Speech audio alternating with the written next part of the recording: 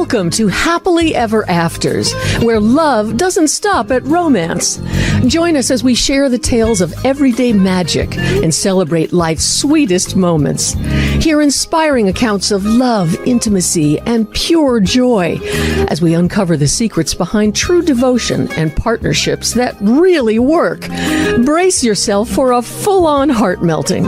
Here's your host, Carlos Clemente. Hey, here we go. Another show of Happily Ever Afters.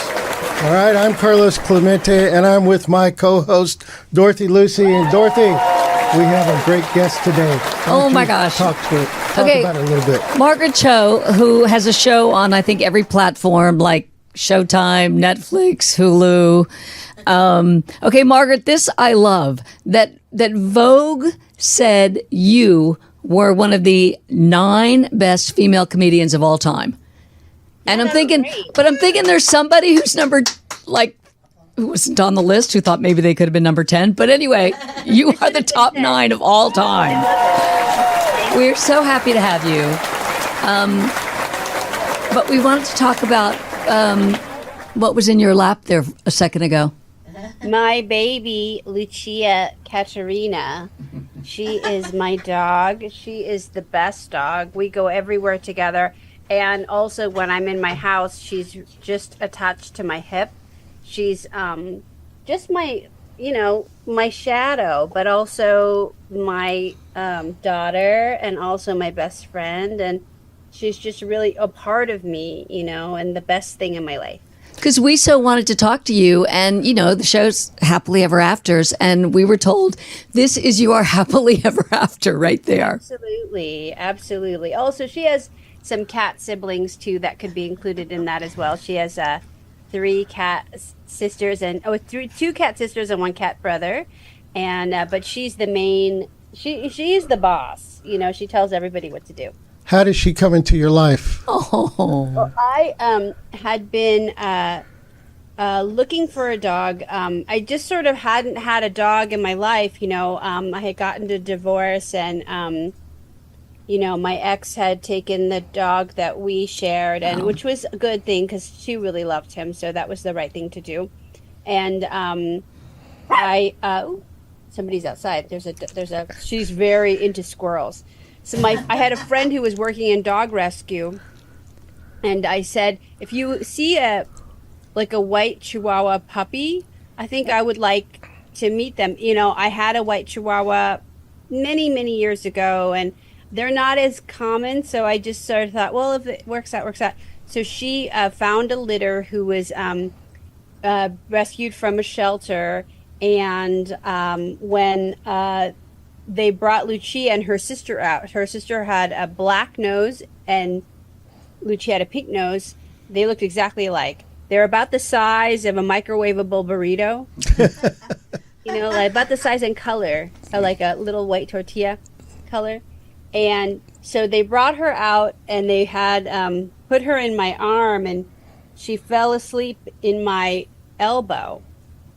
And that was it. That was all that needed to happen. It was like the perfect introduction. So I just took her, and from then we've just been pretty much inseparable. She comes with me everywhere, and when I do comedy, she knows when my closing jokes are. So that's she starts to get up and stretch because she knows that we're going to leave. But she's just in the dressing room, and she's waiting for mommy. Sometimes she'll be at the side of the stage waiting for mommy. She's very patient. She loves comedy, and she loves comedians, and she's met everybody, and she loves everybody. And so it's a really nice person to have on my side whenever I go and do shows or on set. She's very well behaved on set, and everybody on set loves her, so she's wonderful. Does her being a rescue make her even more special? Because I talk to friends, and they get upset about people who breed dogs or cats or whatever, and they're urging people to go out and rescue an animal.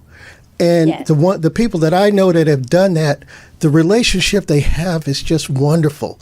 They're inseparable, and I'm already seeing that from you. But does that we make just it watched even you more two special? make out. So yeah.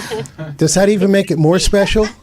I think so, because I think they have an awareness that they're being taken out of a very difficult situation. And, there's so many animals who need homes. And so this was a really wonderful opportunity to help an animal out and also help me out. She's just such an important part of my life. And I just couldn't imagine doing anything without her. Today I did go to the spa without her because I did want to be considerate to other people doing massages and stuff. So did she know? So I think she knew. She just automatically assumes that when we go out the door, she's coming with me. She has a little seat in my car, so she's always in the passenger seat. She always rides right there, so she always knows she's sitting in the front. Even if she's sitting in the back seat, if I have another passenger, she gets a little bit like, oh, this is odd, because she's just so used to coming with me everywhere. All 5 pounds of her? Yes. So she's very protective of you. If you go out with somebody or whatever, she has to come as well? Or do She you? loves it. Yeah, she wants to be with the other person. She's very social. So she really likes to hang out with everybody and likes to talk and likes to be part of the situation.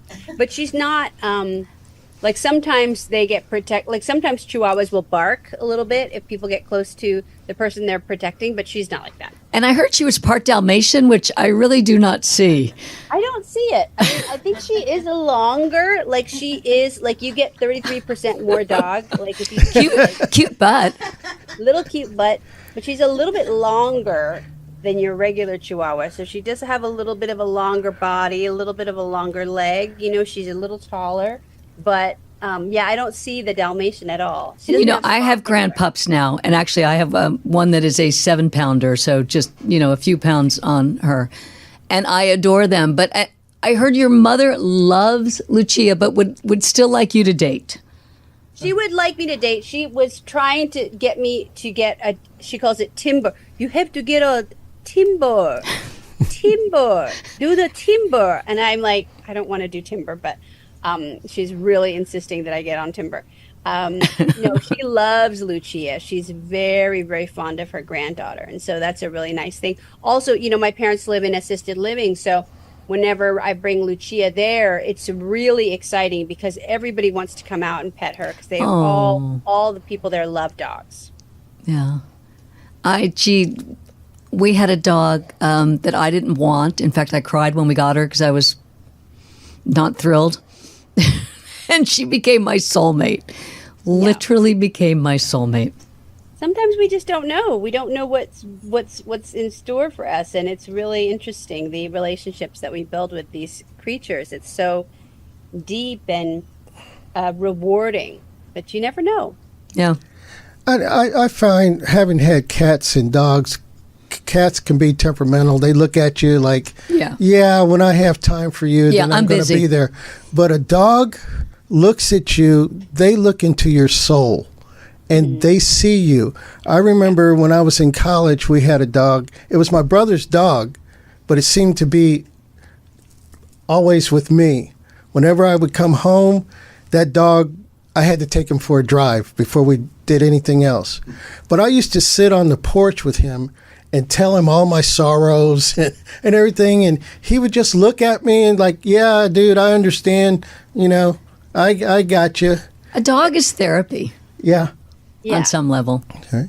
So they really care. They really are interested in you and what you're saying and what you're doing. And, cats are different. I mean, there is so much love that I get from my cats as well. It's just a little bit different because it has to sort of be on their terms. Whereas a dog is just always up for anything. So what is so therapeutic about your dog to you? I think just she's warm. And then she also lays directly on my heart so I can feel like her heartbeat and my heartbeat and we're like synced.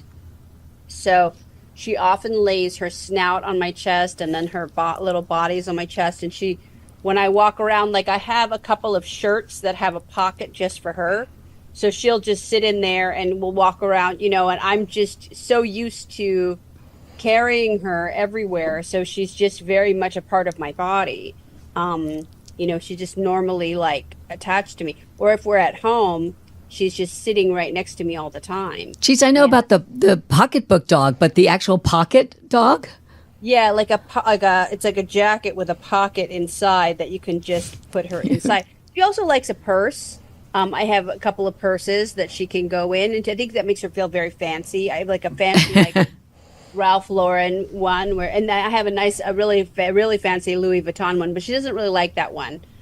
She likes the Ralph Lauren one better, so she's not so highfalutin, but she really loves to be in a purse.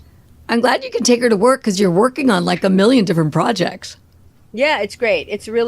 That's a wonderful, wonderful thing because she's so well behaved and does not make a sound. So every time we go on set, she's really welcomed, and everybody also falls in love with her as well. Do you consider her inspirational in your career? Yes. In what way? I think because she just gives me that little something, like she's always on my side. She's always there, and it can get lonely, like when I'm traveling a lot, I don't get home very much, or if I'm like, off doing something, like she's there in my dressing room. She's there in my trailer. She's there on my flight. She's there, in these airports, and she's, if we're in a flight delay, we're just there together. Now, do you ever tell jokes about her or never? I don't know if I have. I mean, I guess there's lots of jokes to tell. I don't know. I'm not sure because I take her so seriously. I don't know if there's jokes. I'm just so grateful for her all the time that I'm not sure what the jokes would be. I don't know. You don't want to offend her, Well, I think she's got a good sense of humor. It's funny because she can sense when I'm performing and then when I'm not. Like, so when I'm performing, she'll like really not interrupt me. Like she'll sit on the side of the stage and she won't. But when I'm not performing and I'm doing a sound check, she'll run on stage because she knows that when I have a certain pitch in my voice, or maybe it's the audience, when there's people out there, she knows not to step in. Something about it. It's interesting. And I had another dog who was also a wonderful love of my life. And I went to a pet psychic, and they said that my dog thought I was a singer because the dog can't understand what stand-up comedy is, but somehow knew what singing was. So that my dog would watch me on television, and he would tell all the other dogs that his mother was a very famous singer. Margaret, we're going to wrap it up here in a minute, but how can you tell people your experience with your dog, that's a happily ever afters moment for you? How can you tell people to have their animals be that for them as well?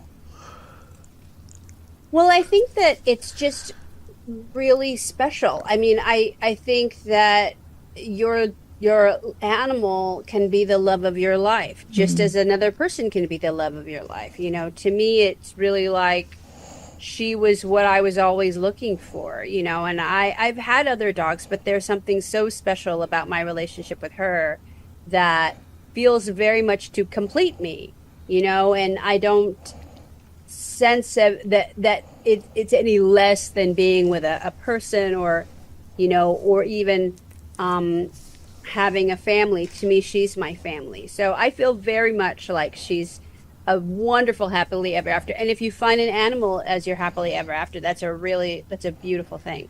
Well, if you ever go on, what does your mom call it? Timber? Timber.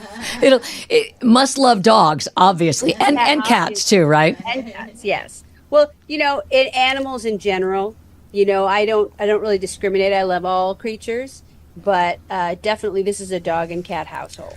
Margaret, real quick, tell us where we can find you. Keep following you. Keep following this lovely little friend of yours. Does Lucia have an Instagram? I know you do. Well, I use her for mine. Okay. I'm greedy. But I'm at margaretcho.com. I'm at Margaret _Cho on Instagram, and I'm the Margaret Cho on TikTok, and you'll see lots of content from my animals and me. And then also I'm on tour all the time, so people can find out about everything on my socials. Okay. Well, thank you again. That's more French kissing than we usually see on this show. So much kissing. Thank you for sharing your happily ever afters with us. I see, we see love between people, but this is Pretty sweet. this is sweet. I keep waiting for her to start talking. She's amazing. She's got such a personality. All right. Well, thank you again. Yeah. She's like, wrap it up, Mama. I got stuff to do. All right. Well, thank you very much. Bye, Margaret. So fun. Bye-bye.